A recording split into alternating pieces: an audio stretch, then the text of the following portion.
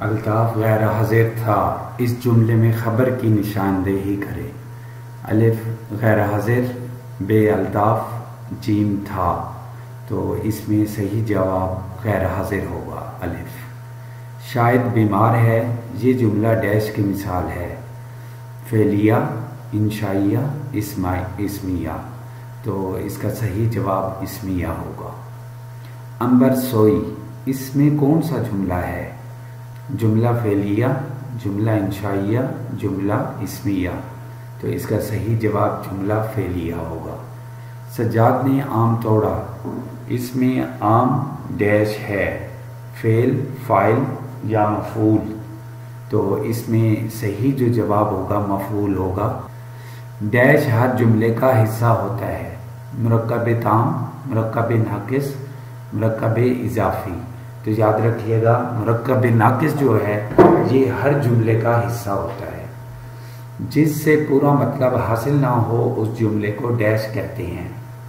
مرکب مفید، مرکب تام، مرکب ناقص، تو یاد رکھیے گا اس کا بھی صحیح جواب مرکب ناقص ہوگا۔ عمر کھلاڑی ہے، اس جملے میں مبتدا کی نشاندہی کریں۔ مبتدا کہتے ہیں جہاں سے جملہ شروع ہوتا ہے۔ عمر کھلاڑی ہے، تو اس میں صحیح جواب عمر ہوگا۔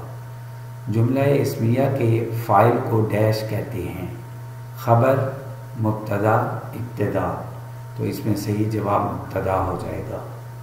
کس سے سننے والے کو پورا مطلب حاصل ہوتا ہے؟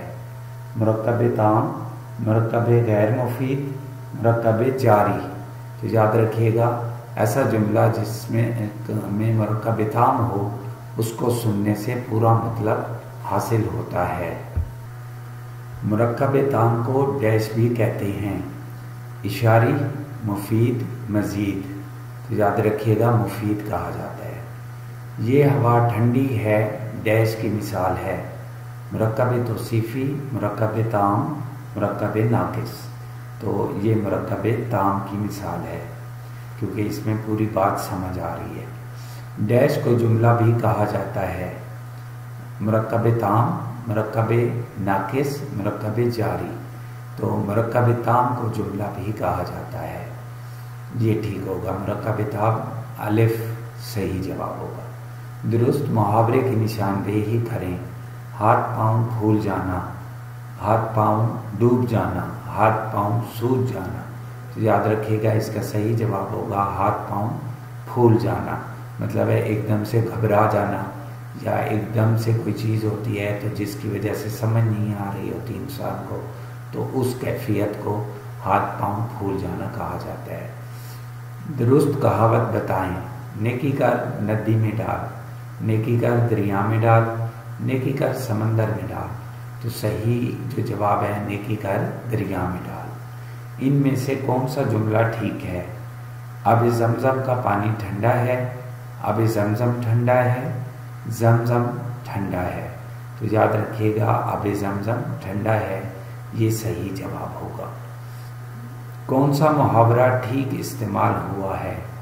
احمد غصے سے سرخ پیلا ہو گیا، احمد غصے سے پیلا زرد ہو گیا، احمد غصے سے لال پیلا ہو گیا، تو اس کا صحیح جواب جیم ہے، احمد غصے سے لال پیلا ہو گیا۔ ان میں سے کون سا روزمرہ ہے؟ جان کے لالے پڑھنا، مجھے یہ جان کر خوشی ہوئی، جان ہے تو جہان ہے، مجھے یہ جان کر خوشی ہوئی، یہ روزمرہ ہے، تو صحیح جواب بے ہوگا۔ جلی کٹی کا مطلب کیا ہے؟ برا بھلا کہنا، تعریف کرنا، حسد کرنا، تو صحیح جواب برا بھلا کہنا۔ چین بچین ہونا کا مطلب کیا ہے؟ چبا چبا کر بولنا، سخت غصے ہونا، حیران ہونا، تو اس کا صحیح جواب سخت غصے ہونا، مطلب ہے جب بندہ غصے میں ہوتا ہے تو اس کیفیت کو چین بچین ہونا بھی کہا جاتا ہے۔ مجلس کا مترادف کیا ہے؟ جرگہ، کلاس، محفل، تو اس میں صحیح جواب محفل ہوگا۔ صحرا کا مترادف کیا ہے؟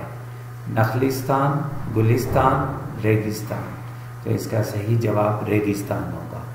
صدا کا مترادف کیا ہے؟ آواز، فقیر، ہمیشہ، تو اس کا صحیح جواب آواز ہوگا۔ بہتر کا متضاد کیا ہے؟ ہوشیار، گندا، بدتر، تو بدتر اس کا صحیح جواب ہوگا۔ جلوت کا متضاد کیا ہے؟ روشن، خلوت، برابر، تو اس کا صحیح جواب خلوت ہوگا۔ حبیب کا متضاد کیا ہے؟ قریب، قریب، رقیب، تو اس میں جیم رقیب جو ہے صحیح جواب ہوگا۔ حیات کا مترادف کیا ہے؟ ثواب، زندگی، پانی، تو حیات چونکہ زندگی کو بھی کہا جاتا ہے تو اس لیے بے جو ہے ٹھیک ہوگا۔